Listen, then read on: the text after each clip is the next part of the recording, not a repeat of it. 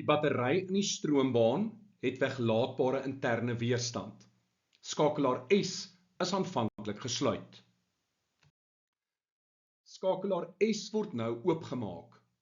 Hoe verander die volgende lesings sodra die skakelaar oopgemaak word? Die korrekte antwoord is D.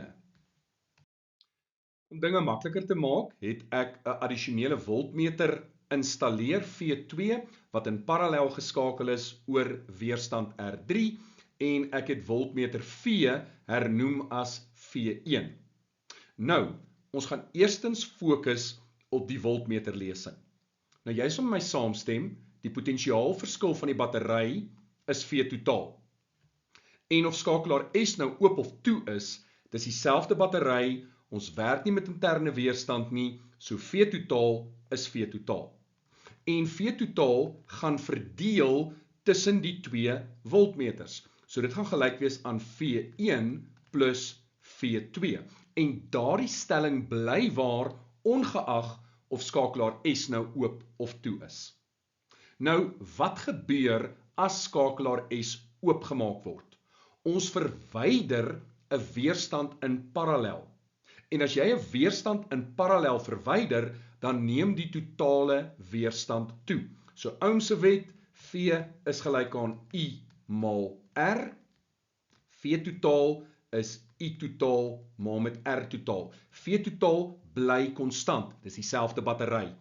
Ons het die totale weerstand nou laat toeneem toe ons daai skakelaar oopgemaak het en met ander woorde daai weerstand in parallel verwyder het. Gevolglik, omdat V totaal konstant bly, neem I totaal af. So die stroom wat deur weerstand R3 vloei, gaan nou minder wees as voorheen. So as ons dan kyk na V2, dan is dit gelyk aan I totaal maal met die weerstand van R3. Nou R3 bly konstant, ons het nie daai weerstand verander nie, maar I totaal het afgeneem. En as die stroom deur R3 afneem, dan gaan die voltmeterlesing op V2 afneem. En nou gaan ons na ons eerste vergelyking toe. Daardie waarde het afgeneem. V totaal bly konstant, ons het nie die battery verander nie, en dit beteken dat die potensiaalverskil oor R1 neem met ander woorde toe. En dis die eerste deel van ons vraag. Wat gebeur met die voltmeterlesing? Daardie lesing neem toe. Nou fokus ons op die ammeterlesing en jy gaan baie vinnig agterkom hoekom dit makliker was om eers die voltmeterlesing se verandering te meld en nou die ammeterlesing.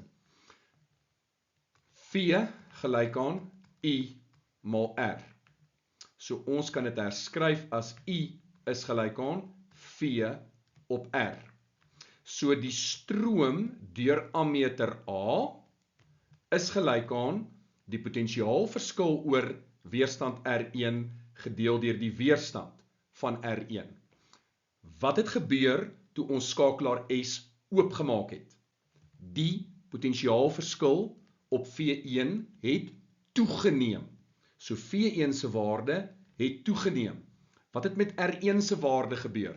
Niks nie, dit bly presies wat dit was. Ons het nie daai weerstand verander nie. So wat moet dan met die stroom deur die ammeter gebeur? Dit moet toeneem. So daardie waarde neem toe. So beide die voltmeterlesing en die ammeterlesing neem toe.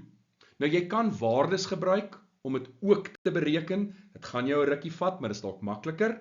En net om vir jou te wys, dis presies wat gebeur in die realiteit, het ek ook vir jou 'n simulasie gemaak. So kom ek skryf vir ons neer. Die ammeterlesing in hierdie geval is 2 ampere en die voltmeterlesing is 4 volt. En aan hierdie kant sien ons die voltmeterlesing is 8 volt. Nou gaan ons daai skakelaar oopmaak en kyk wat gebeur dan met ons lesings.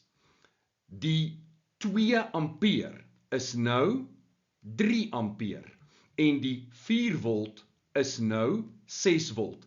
En ook sien jy die 8 volt het afgeneem, dit is nou 6 volt. So hierdie is net 'n maklike manier hoe ek ook vir jou wil wys dat dit wat ons wiskundig bepaal het, is presies wat in die praktyk gebeur. So beide die ammeterlesing en die voltmeterlesing neem toe nadat die skakelaar oopgemaak is.